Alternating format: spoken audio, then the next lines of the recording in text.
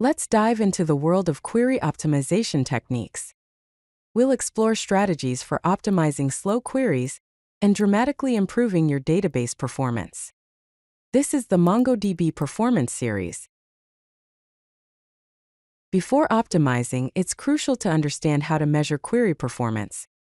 Key performance metrics include execution time, which is the duration a query takes to complete.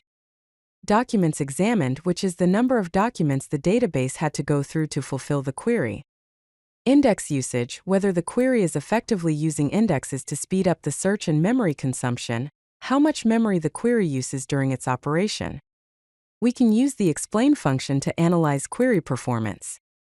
To get detailed execution stats, you can use the command db.users.find, specify query criteria, .explain, then within parentheses, specify execution stats. Alternatively, use db.users.find, specify query criteria, .explain, then within parentheses, specify all plans execution to see all the query plans. Indexing is fundamental to optimizing query performance. MongoDB supports various index types, including single-field indexes, which index a single field in the document. Compound indexes, which index multiple fields. Text indexes, which support text search queries.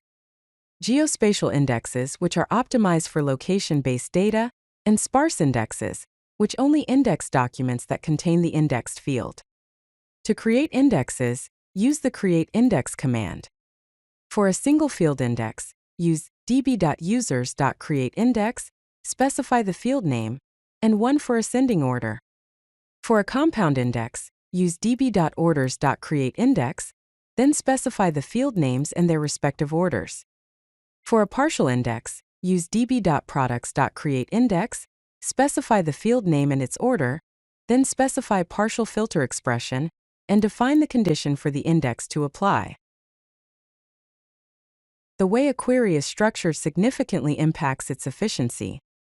Let's look at an inefficient query. db.users.find, specify profiled at age greater than or equal to 25, and status using regex to find active status. This query is inefficient because it does not use any index, and it scans the entire collection. It also uses regex on an indexed field. Now let's consider an optimized query. db.users.find, specify the status as active and age greater than or equal to 25. This query is efficient because it uses a compound index, and it directly matches the field first. Aggregation pipelines transform and analyze data efficiently. Some of the best practices are: filter early with match, to reduce the data processed in later stages. Project only needed fields to minimize data transferred between pipeline stages. Limit results with limit to reduce the size of the result set. Use sample for random docs instead of fetching all documents and then sampling. An optimized aggregation order looks like db.orders.aggregate, then specify match stage, specify project stage, and specify group stage.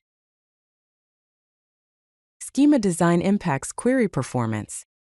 Some of the design patterns are: embedding versus referencing, choosing whether to embed related data within a single document or reference it in another collection. Document size optimization, keeping documents small to improve read and write performance. Denormalization strategy, deciding which data to duplicate across documents to reduce the need for joins. Array field considerations, optimizing the use of arrays to support efficient querying. And bucket pattern, grouping data into buckets for easier analysis. An embedding example that embeds frequently accessed data is shown as a JSON document with user ID, profile information, and recent orders embedded. Efficient connection and resource management are vital for database performance. Some of the optimization strategies are connection pooling, reusing database connections to reduce overhead. Read preferences, directing read operations to appropriate replica set members. Write concerns, specifying the level of acknowledgement required for write operations. Query timeouts, limiting the execution time of queries to prevent indefinite blocking and memory management, efficiently allocating and releasing memory resources. An example of connection setup is a connection pool configuration that sets the max pool size to 50, min pool size to 5, max idle time in milliseconds to 30,000 and server selection timeout in milliseconds to 5,000. An example of read preference optimization includes collection.find.read_preference and specifying read preference.secondary preferred. Monitoring and profiling helps diagnose and resolve performance issues. Some of the monitoring tools are MongoDB Compass, a GUI for visualizing and managing MongoDB data; Atlas Performance Advisor, which provides recommendations for optimizing queries and indexes; Database Profiler, which collects detailed information about database operations; MongoStat and MongoTop, command line tools for real-time monitoring of MongoDB instances and custom alerting, setting up alerts for specific events or metrics. To enable profiling, use the command db.setProfilingLevel, set the level to 2, and specify slow milliseconds to 100. To query the profiler collection, use db.system.profile.find, sort by timestamp and limit the results. To check current operations, use the command db.currentOperation and set active to true. Let's go through a performance tuning checklist. First, let's consider query optimization. Ensure you create appropriate indexes. Use compound indexes wisely. Optimize aggregation pipelines. Profile slow queries. Use projection to limit fields. And avoid regex on large collections. Now let's consider infrastructure setup. Configure connection pooling. Set appropriate read preferences.